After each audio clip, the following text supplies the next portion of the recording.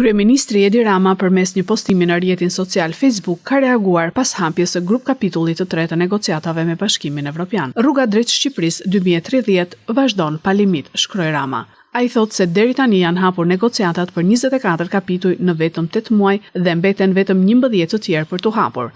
Ky ritëm është teje i lartë sipas kryeministrit, gjë e cila tregon përparimin e Shqipërisë dhe mbështetjen e BE-s për të arritur objektivin për mbylljen e negociatave në vitin 2027. Marta Kos, komisionerja evropiane për zgjerim, gjithashtu ka uruar Shqipërinë për hapjen e grup kapitullit të tretë që përbëhet nga konkurrueshmëria dhe rritja gjithëpërfshirëse.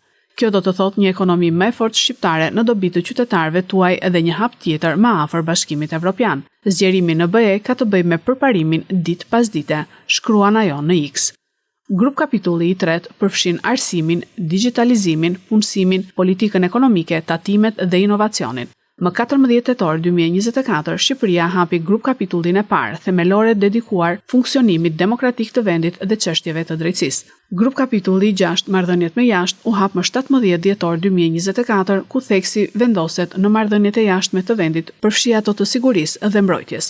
Ndërsa grup kapitulli 2, tregu i brendshëm, u hap më 14 prill 2025 dhe përfshin lëvizjen e lirë të mallrave, lëvizjen e lirë të punëtorëve, lirinë e lëvizjes së kapitaleve, përfshin mbrojtjen e konsumatorit dhe e shëndetit.